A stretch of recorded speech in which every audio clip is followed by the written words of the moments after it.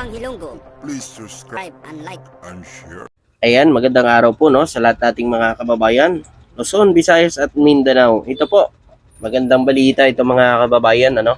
Ang ibabalita ko ngayon tungkol ito sa may West Philippine Sea mga kababayan sa isinagawang exercise ng Pilipinas at US sa West Philippine Sea mga kababayan. Alam niyo po mga kababayan kapag nandito po ang presensya ng mga barko ng Amerika at dito sa ating bansa, yung China mga kababayan ay naglalaylo yan. Hindi yan dyan na tumatagal sa may West Philippine Sea mga kababayan kapag nandito ang barko ng Amerika sa atin. Kasi ang kaya naman talaga bulihin ng China, Pilipinas lang mga kababayan. Kasi yan lang talaga ang kaya nilang bulihin, mga maliliit na bansa. Kapag malalaking bansa, takot din yan mga kababayan. Ayon dito mga kababayan, ang FE, walang namonitor na barko ng China habang ginaganap ang Philippine-US Maritime Cooperative Activities sa West Philippine Sea. Panibagong exercise na naman, activity ang ginawa umano ng Pilipinas at US sa West Philippine Sea. Para tugunan ng patuloy na tensyon ng China dyan sa West Philippine Sea. Sasabihin na naman to ng mga pro-China dyan. Nag-deploy na naman ng Amerika ang kanilang barko dito sa atin, bansa. Makikipagyera na naman tayo sa China. Ganyan palagi yung pinapalabas ng pro-China para mga kababayan, magalit yung taong bayan. Magalit ang taong bayan sa administrasyon ngayon, lalo na sa US. So alam niyo po ba mga kababayan, ang Amerika talagang tumutulong sa atin yan noon pa mga kababayan. Ano bang naitulong pala ng China sa ating bansa mga kababayan? Yun ba yung COVID vaccine? Nung panahon ni Duterte?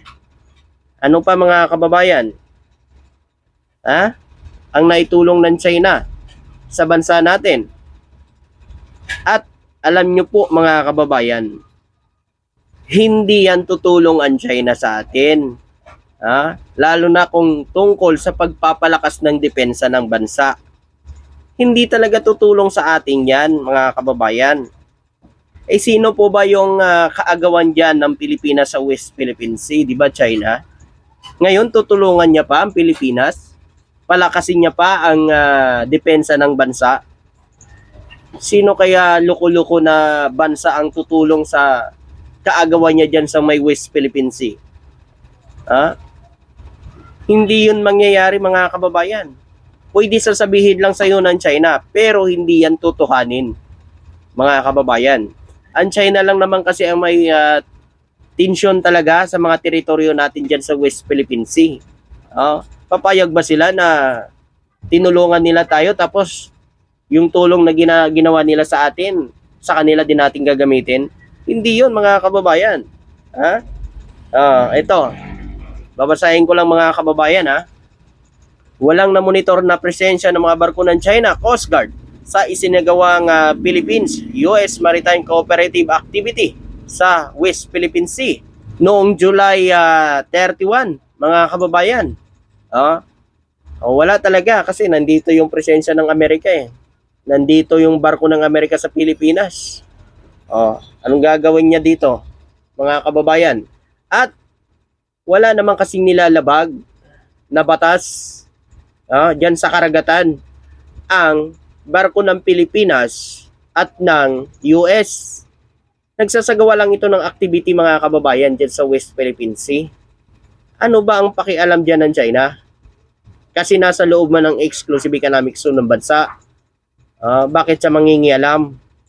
Kung tutusin, siya nga pag may kalyado sang bansa, gumagawa din sila ng mga aktibidad dyan sa South China Sea. May nangingialam ba sa kanilang mga bansa? May nagre-reklamo ba sa kanila? Pwera na lang talaga kung lumalagpas na talaga sila sa dasline ng mga kalapit nilang bansa. Meron talaga magre-reklamo at magre-react. Kasi hindi na nila teritoryo, bakit nandun pa sila pumasok? Diba? Kasi alam nyo po mga kababayan ang China kasi kaya nagagalit yan sa bansa natin at lalo na sa Amerika kasi si PBBM hindi niya nahawakan. Kasi gusto niyang kontrolin Gusto nilang kontrolin si PBBM at ang Pilipinas. Gusto talaga nilang kontrolin pagdating dyan sa West Philippine Sea. Biruin nyo yan mga kababayan. Hindi naman naglabas ng walang nangyaring harassment o walang nangyaring kasunduan na nagpaalam daw umano ang Pilipinas sa China na sinasabi mo ng China na pinayagan niya daw ang Pilipinas na mag-resupply mission. Kasi ito ang pinakauna-unahang resupply mission, mga kababayan, na ginawa umano ng Philippine Coast Guard na maghatid ng mga pagkain doon sa BRP Sierra Madre. Walang harassment na nangyari mga kababayan. Ito yung kauna-unahan. Pero ang China, nagpalabas sila ng pahayag na pinayagan daw nila ang Pilipinas kasi nagpaalam daw ang Pilipinas sa kanila. Ay ayon naman po sa ating Philippine Coast Guard, hindi natin kailangan magpaalam sa kaninong bansa. Kahit si PBBM nagsabi niyan. Dahil mismo atin yan teritoryo. Bakit kailangan natin ng permission sa ibang bansa? Wala naman pala mga kababayan. Tapos pinapalabas pa ng China na inakyat daw ng militar ng China ang barko ng Pilipinas at ininspeksyon ang mga dala-dala na supply sa mga sundalo doon sa BRP Sierra Madre. Yan ang palabas ng China. Pero ayon naman sa ating West Philippine Sea spokesperson, ay wala pong nangyaring ganon, mga kababayan. Totoo naman, kasi kung meron yan mga kababayan, malamang may inilabas ka agad yan. Kasi illegal din yun mga kababayan, aakyatin mo, hindi mo sariling barko. Ibang bansa ka, aakyatin mo yung barko ng Pilipinas. Aakyatin mo yung barko ng Pilipinas na walang pahintulot sa bansa natin. Aakyatin mo at imposible na hindi magbibideo ang ating mga tauhan na nakasakay sa barko na yun na in-inspection daw umano ng China, mga kababayan. 'Di ba?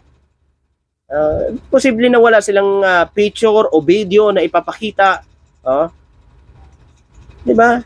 Ganyan yung strategy ng China. Palalabasin nila na ang Pilipinas ay nagpapaalam na sa kanila. Kahit hindi naman, mga kababayan. Bakit ba kasi tayo magpapaalam? Teritoryo natin yun, mga kababayan. Bansa natin yun. Atin yun mga teritoryo. Bakit tayo magpapaalam sa kanila? Ano yun? Kalukuhan? Ayon pa dito, kay AFP, Public Affairs Office, Trinidad, wala silang namataan na mga barko mano ng China, partikular na sa exercise area, partikular sa visual o radar monitoring. Walang nakita mga barko ng China na nag-aaligid habang nagsasagawa ng exercise ang barko ng Pilipinas at US. Kasi mga past exercise, yung mga nakaraan na mga aktibidad umano ng mga kalyadong bansa ng Pilipinas, lagi yan nakabuntot ang mga barko ng China, mga kababayan. Baka natauhan na. Baka natauhan na yung mga inchik.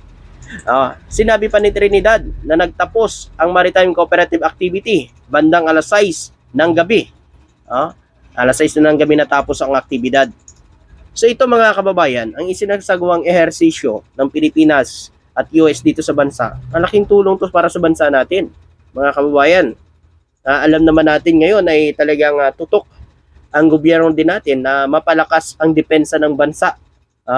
Kaya halos mga bansa ngayon ay talagang kinakaibigan ni PBBM.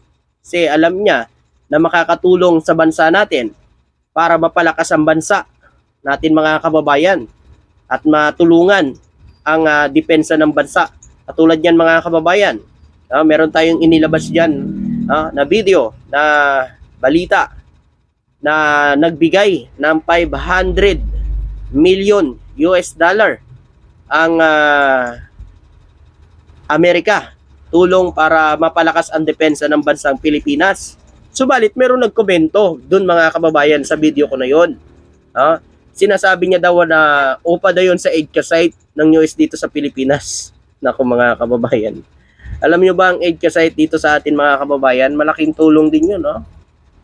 Ang aid site dito mga kababayan. Lalo na kung may mga kalamidad dito sa bansa natin. Mabilis ang pagtulong ng Amerika sa bansa natin mga kababayan.